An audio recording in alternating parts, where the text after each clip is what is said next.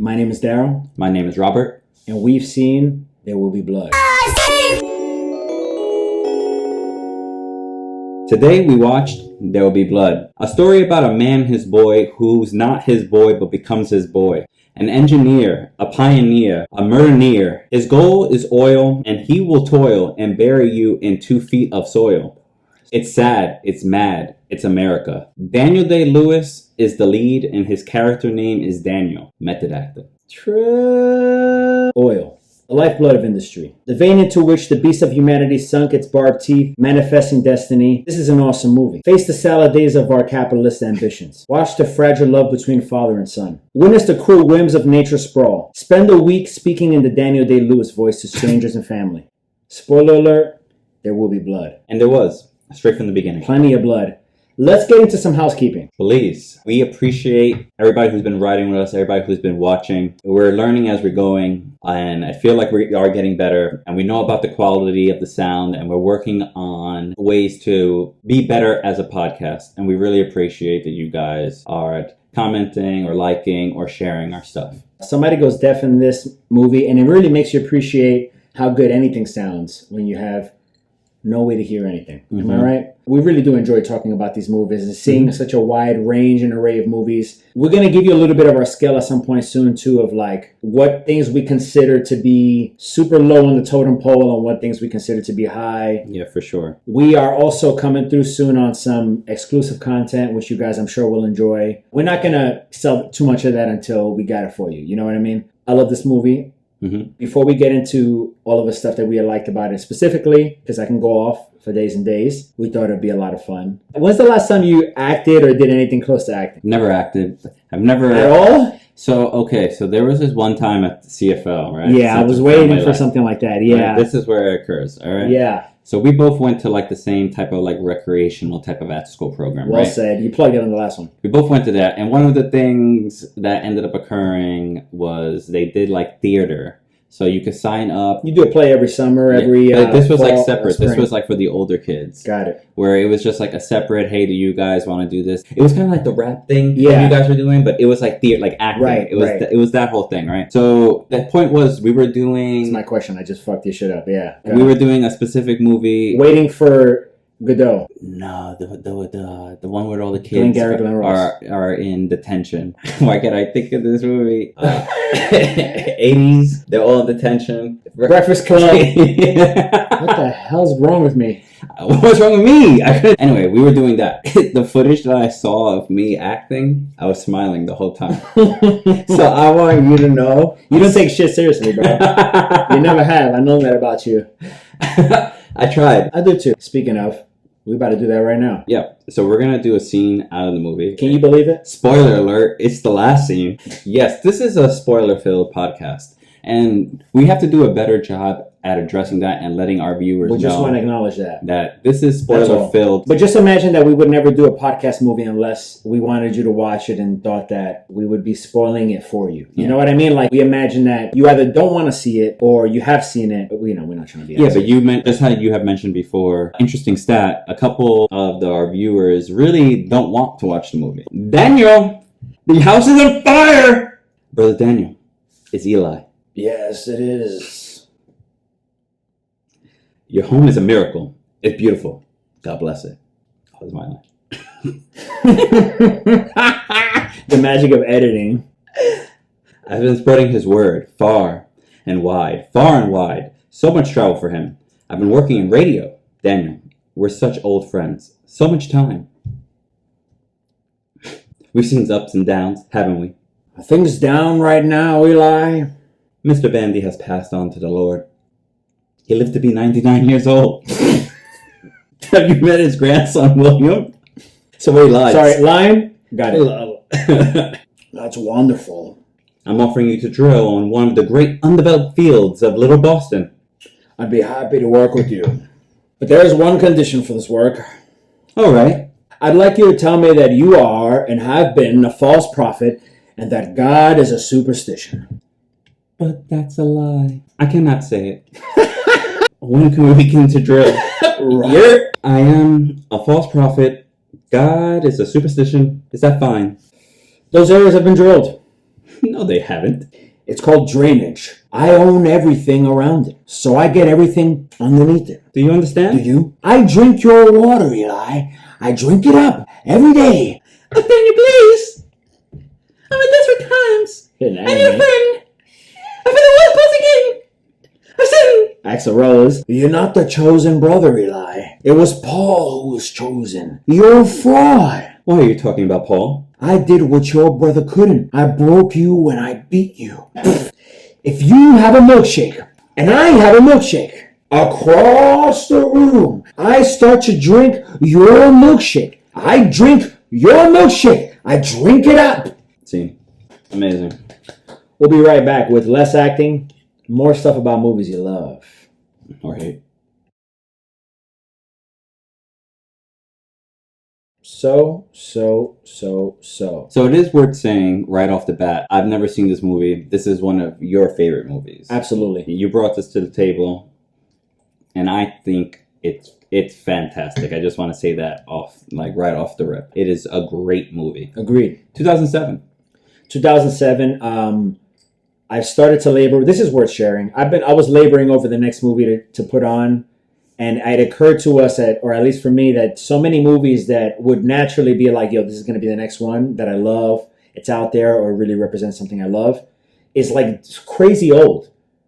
And I really, not just for the sake of mixing it up, I want to put love to the movies that came out in the last 20 years, because there have been several dozen incredible movies, at least. No, yeah, for sure. And Paul Thomas Anderson, I mean, the homie and I could have easily done Boogie Nights. You know what I mean? Which is another movie I haven't seen. It's a fantastic movie that I'm happy for us to at some point check out, because it's a great movie. But this movie, as far as Paul Thomas Anderson is concerned, represents an enormous maturity in his career. It's beautifully shot. In a way, like, you haven't seen Boogie Nights, but you know about it enough to see why this is like a crazy movie to be this guy's movie as well. No, it's a range. Yeah, And I like that the movie is just really about this one guy, Daniel, and like his journey of going from nothing, from living in a tent right outside a hole, to living in a mansion right at the end of the movie. Right. You see his life, his career. You basically see his career. A fantastic arc, yeah. Yeah, you see his career arc. Like a tragedy as well. Like we talked about tragedy recently in the movie as well. You get this very American arc of success, like rise and fall. The movie begins with this guy just by himself in the most precarious situation ever. I'm very claustrophobic. The idea of just being in like a crater or like a tunnel by yourself. He's doing a cruise. His whole point is he's looking for oil, which he does end up finding. /gold / at the time gold, silver, any resource. Really, any at the beginning, you're right. Any resource, and he just so happened to find the best resource at that time. But he stumbled upon it. He was alone. This guy Daniel Plainview, alone, looking for at best silver, gold. He found silver first. He found silver and gold, and upon retrieving it, because this guy's doing this by himself. You want to talk about getting in the dirt? I put a note here, and I complain about my office job. Yeah, dude. Nah. He was doing a cruise job, one guy. He ended up breaking his leg, almost dying. And then from finding that silver and gold, he had enough to start a business in oil, like just kind of getting it in oil. Yeah, just from that, he was able to like pay for workers, get a crew going on. And he was very family eccentric. Like his business model was very family oriented. The reason being... Or perceived. He wanted it perceived that way. You're right. The reason being, at the time, it was just him. There's no family. He's not presented to have any brothers, sisters, romantic partners, children. He's alone. But he's working on an oil team. And someone dies on that team. And there's a baby left there. And he's kind of spearheading this team. So he feels responsible for this baby's death. And also he finds an opportunity. He's like, you know what? I'm going to raise this baby. I think deep down he's a pretty good guy. Or like a just guy. A reasonable guy. There's compassion within him. There was all of a sudden an orphan, and he decided to take that child in. Yeah. and we'll talk about what those motivations were like later on. But at the onset, that's just for your sake, just so you know, that's what's going on there. We won't break the plot down too much, but you just follow the journey of this guy and just being an incredible like oil baron during this time in America, where being that kind of dude was really important. He really came through the ranks in that. Literally a pioneer, an oil man, as he would say. And then he comes to meet this family with this young, kind of precarious preacher guy. Yeah, preacher kid. Who is trying to stop him from doing what he's doing, which is basically like just eating up the land. Like he's coming through just eating up the land. So without breaking down the story too much, why don't we talk about what are some of the things you liked about this movie? What are some of the things you didn't? What I liked about this movie, what it felt like to me, was seeing this man, his arc, but it was like a sinister arc. He was like fighting against like the cosmics. He had like absolutely bad luck was going awry. Absolutely, they had like the faith versus like reason battle between the kid and the guy. Yep. And throughout the whole thing, it's just lined with like sinister music. Yeah. Like from the beginning to the end, there's like just an overlay of like something bad's happening. You should feel uncomfortable. Absolutely. Which I thought was interesting because at the end he wins. Like. He's such a big anti-hero. Like, you're naturally segueing into what I wanted to talk about. Daniel Plainview in this movie represents nature. Like, I remember talking about that when we were talking about Man of Steel. I feel like this guy's like a lion or like a storm, just a dust storm. You know what I mean? Like, he moves with the things. Like, he broke his leg in the beginning of this movie. Throughout this whole thing, things happen and he adjusts, and he doesn't really dwell in the whatever the mistake was. He just kind of adapts immediately. Throughout this whole movie, he is walling for respect. Yep. To be honest with you, he does not care. He's very straightforward. Yep. He told people he will kill them, and then he killed them. That's what I mean. He's nature. Yeah. He's nature. He's like, oil is nature. Mm-hmm. You see him in the beginning within the nature alone. Getting the oil, making it come up. You're like, this guy is oil. He's like, he is nature. Like he is. He's able to find it, and by the end, like the scene that we had just done, or maybe we haven't done. In case we decide to cut it, no, we're gonna put it in. Fuck it. He literally strategically took up like the perimeter of where the oil was, and ensured that he was at the correct location so that his pipes were draining everything. Yeah. He went from one little machine that he drew up, right, that broke and killed somebody, to having a crew. To us as the audience watching him, by the way, talk to his son who he has adopted, who's 7 years old. He's speaking to him as if he is also the same age, 45 or whatever the hell this guy is. And just being like, listen, I'm going to do this, I'm going to do that. And then he's kind of laying it out in such a way that you're like, first of all, times back then, in 1911 were insane. I can't believe how many people, like I knew the film was called There Will Be Blood, but people got killed by accident, tragically. There was a lot of blood. He killed many people. Sure did. I was surprised by how many people he killed. Actually killed a bunch of people. It's not like John Wick numbers, but like for a movie, you're like, holy shit, you killed a lot of people. Absolutely. Absolutely. It's a beautiful movie. I just wanted to mention that. Shot composition, fantastic. Just a lot of takes of these scenes that were rehearsed, either rehearsed a bunch or the takes that they had to reset over and over again were extravagant. A lot of money, a lot of fire, a lot of pyrotechnics. But you also have a lot of actors who are incredible, and it's like I think about to nerd out a little bit about like jazz music. You get like an expanded version of a jazz album, and there'll be like alternate take 4, where like they just did the same song for the 4th time and the solos are all different. Like you just get that little sauce every single time. I will say though, this movie's great. Miramax. A Weinstein joint. It's a Weinstein joint. So if you feel any type of way, we talked about R. Kelly. No, but you know what? Let's talk about that. Do you think there's any?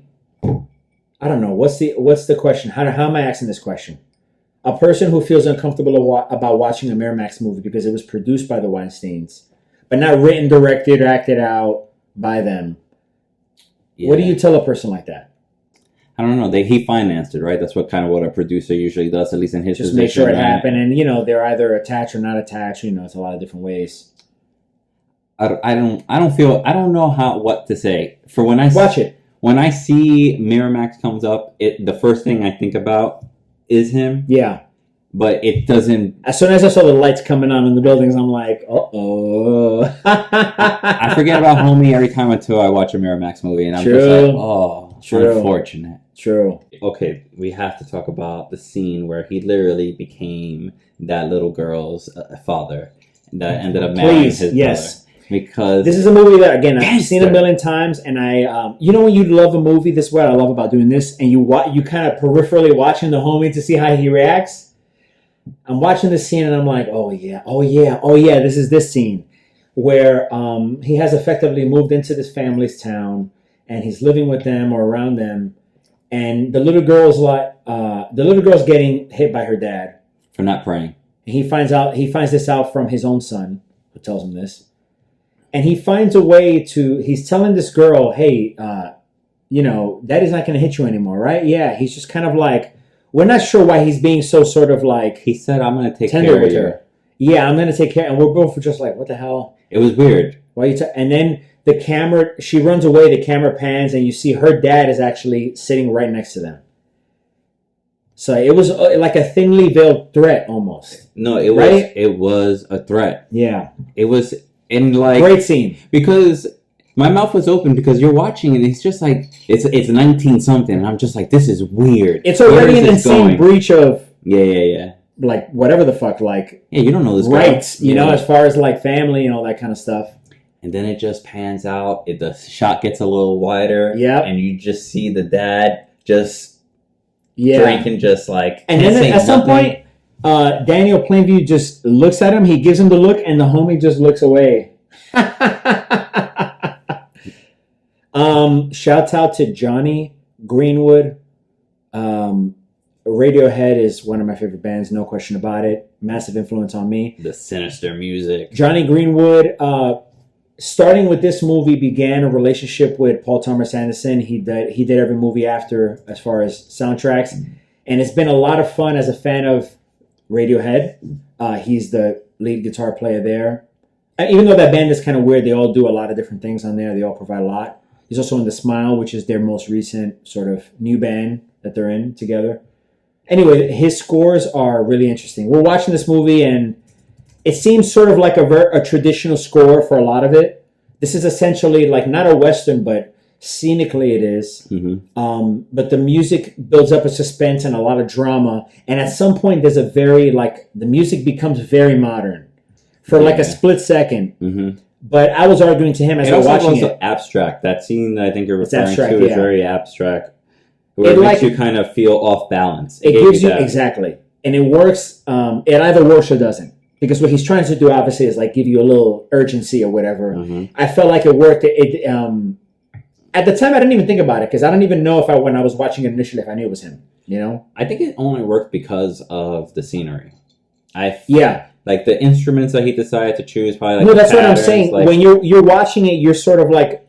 The music without the scene would be like a whatever. You wouldn't really care for what's happening. Number one, two. I could see a movie where there's no music during that scene. Yeah, and they'll just play the intensity of the scene, which is fine. Just let the actors like panic. But that's why I liked it because they could have done it without the music. Just to the point I'm making. But the music was also very interesting on its own. No. And also, besides that scene, I don't know if you agree, but I think it was just natural. Like the music kind of fit naturally, came in when it needed to. Oh, I didn't think it was out of place. I thought it was interesting. Like it caught my attention. I wasn't just like, why is this? It takes it from this 1800s or whatever, super old movie, early 20th century movie to something immediately 2007. Yeah. I agree with that. But how do you feel about method acting? How do you feel about this man being Daniel the whole time? I think wouldn't you hate it? I would hate it. I respect it in theory because Daniel Day-Lewis is definitely one of my favorite actors. No question about it. I mean, this movie is one of those that I use as an example, Gangs of New York, Last of the Mohicans. I was just telling you about. But you think about like Jim Carrey playing Andy Kaufman on Man in the Moon.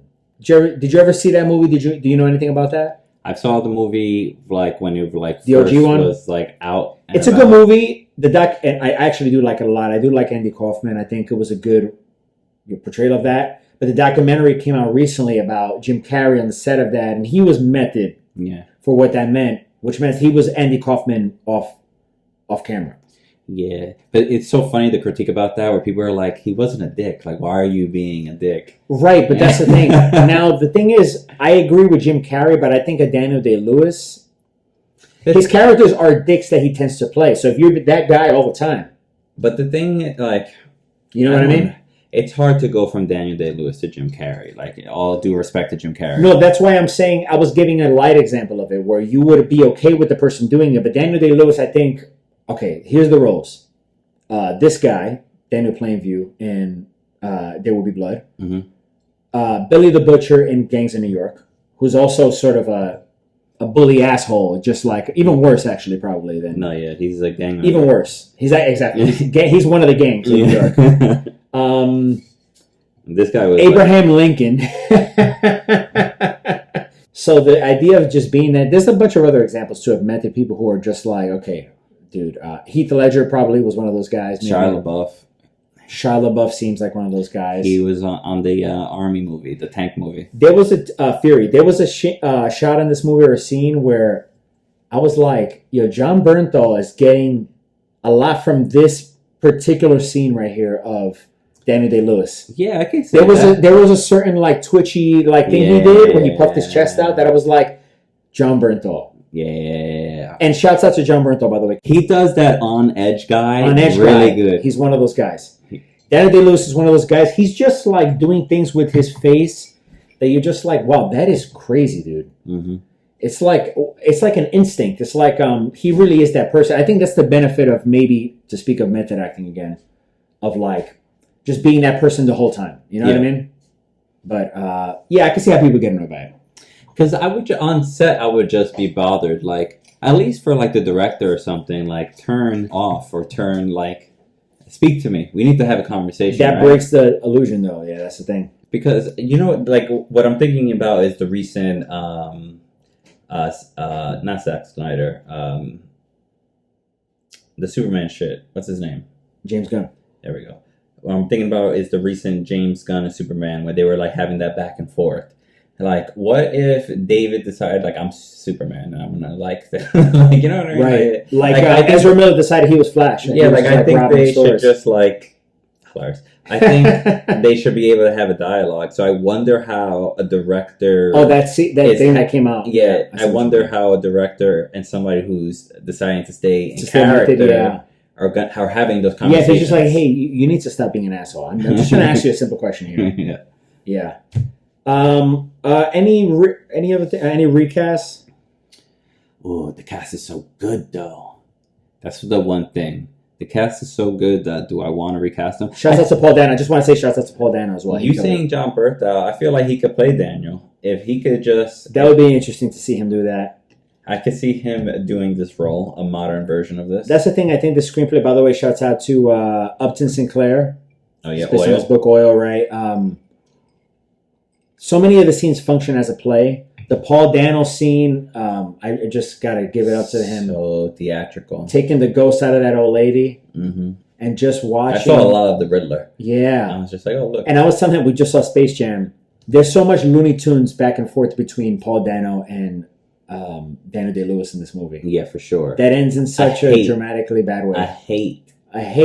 But you see it in Daniel Day-Lewis's face. He gets red every time. Yeah. Paul Dano just... He's physically upset. Yeah. Because this kid the whole time is just trying to get anything out of him. The whole time. Yeah. He's not like trying to like have any transaction. That's He's correct. just trying to take. He wants like, oh, I deserve like this. That's correct. Yeah, you see it from the beginning. You're just like, first of all, you don't feel comfortable with him. And then even if you don't love Daniel Plainview's character, you're like, I hate this guy so much. No, yeah. That actually rather this guy Yeah, the scene where he's literally Paul Dano's caressing this old woman. Right. And trying to take the arthritis out of her hands. Right. And it made me so uncomfortable. It's very uncomfortable. I'll say before we get to the rating thing, just one other thing is that this being one of my favorite movies and the one I brought to the table, and having seen, I guess I was 17 when I first saw this because I did see this in theaters. It's a little embarrassing to see some of my worst qualities in this movie that I haven't seen in such a long time that I do love. You got your whole personality from this dude? There was so many scenes where he was like a little over the edge, maybe a little tipsy, where you just want him to stop exploring his rage a little bit. You know what I mean? No. Where like you're like, how far does rage get you? Like, how much do you want to feel? Nah, that scene towards the end where he was just in that restaurant where his son and the like politicians or like the businessmen were on the other table. He had a business meeting earlier where he was offended by the offer he was getting, and the guy also mentioned something about his kid a bunch of times. And he was like, "You don't tell me how to raise my kid." Yeah. And you see that because there's a great father and son thing here. I was going to say there's a lot of great father and son stuff. Lone Wolf and Cub is a great one. I think about like Batman and Damien. I think about all these things where I'm just like, but you don't tell like a I thought of The Last of Us. I thought of God of War. Absolutely. I thought of all God of War, yeah. I thought of all like the companion like video games that are out that are really, really good and they're story driven and like you connect to the two characters, you like their relationship. Right. You feel like you're on the journey with them. Exactly. And you got that out of this movie. And there was a scene after that whole thing happened where they were in a restaurant. You know, Daniel Day-Lewis's character is already up there. He's lit. He already knows his business is good, but it doesn't work for him just that he knows that. I thought he was going to die, to be honest with you. I'm surprised he didn't die. His son is deaf. Yeah, we didn't even talk about the tragedy. No, there's no sense in spoiling some of those things, but the point is he sees this guy afterwards that he had this meeting with who he felt offended by. He's with his son, who he had just sent off to be not with him anymore so he could finish his oil thing. And he decides to just get in this guy's face, like to make a big deal in the restaurant. You know, to not let the beef go. No, he's upset. He's holding on. Because when it first got stated, when they first had the argument, he literally said, "I will go to your home at night and I think slit your throat." I think that's exactly it. Paraphrase maybe, but... No, I think you hit it. Yeah. And I was like... And the guy was like taken aback. Yeah. Actually, I want to ask you something. Okay, go ahead. I feel like this is somewhat... It's a long movie. But there's a lot of duo stuff like we were just talking about. Anybody in pop culture that you want to be a little HW? That you would go... Oh, you just reminded me, thank God. The only big recasting thing I want to say, and then I will do the HW one. HW should be DW instead. DW. At some point, Daniel Day-Lewis... Oh, we got to get the cast up. At some point, Daniel Day-Lewis's character, Daniel Plainview, after he's already rich and successful, gets visited by somebody claiming to be his brother. Henry. Which is annoying because his name is Henry. It's very annoying because it's very much like a rapper, Kevin J. O'Connor, played by Kevin J. O'Connor. It's like a rapper who kind of gets on and all of a sudden he got a cousin, a long-lost brother. Somebody shows up. Obviously, this guy's not his brother. Nope. But that guy should be Pete Davidson. But you were asking who should play the little kid? Yeah, who do you want to bring on your resource journey if you were out in the West? Who you bringing in pop culture? Okay, so there's something kind of smart about the kid thing, but it is really exploitative. I would want somebody... But it's 1902. I think a nice lady who I could like be on the same page with. A nice lady. Yeah, a nice lady. Who is like also smart and like resourceful, but you know, beautiful and dangerous. You know, that kind of thing. I think that's a good enough answer, no? I think I'm going to bring Wilson from Castaway. He might... This motherfucker won a soccer ball. He's definitely a contender. Definitely at the beginning, I'm having Wilson. This guy won a waifu pillow. I got nobody but a tent. Wilson's coming through. Wilson! And then when the father dies, the child... Let's think about this. Which actor? Which child actor? Ooh, is that what you're asking? Actor? Maybe 11, whatever her name is. She grown woman at this point. Where she go? Now you're asking to think about what are the kid actors now? I don't know. The kid who's playing Harry Potter now. That kid. Now you go back in time and you get Colin Dylan Sprouse from Big Daddy. Now I'll get Macaulay Culkin. Okay, there you go. Who? Macaulay Culkin it is. He'll be so bad. All right, I'm going to give this movie, finally, with all of my love and affection, Mm. I'm going to give this movie a 9.4 out of 10. Ooh, okay. I'm giving... Without any weird caveats or any, numericals or units of measure, just 9.4 out of 10 because this is a great film, and I was genuinely excited that we got to see it. That's it. I'm going to be growing with y'all. I'm going to give it 9 fake brothers out of 10. Know what I mean? Damn, that's a lot of fake brothers. Yeah, dude. There's some like Eastern Bloc shit, but like, no, yes, I am your brother. Honestly, great movie, great looking movie. Shouts out to Paul Thomas Anderson. He's done a lot of great stuff. This was a good look for the homie. Shouts out to Daniel Day-Lewis. He's back from retirement doing his son's movie. Alrighty, guys. So usually for whatever movie, I end up plugging a charity. So this time around, we're going to go with the New York Foundling. The reason for this is because they have family services for deaf children and adults. So please, we're going to have the link in the description.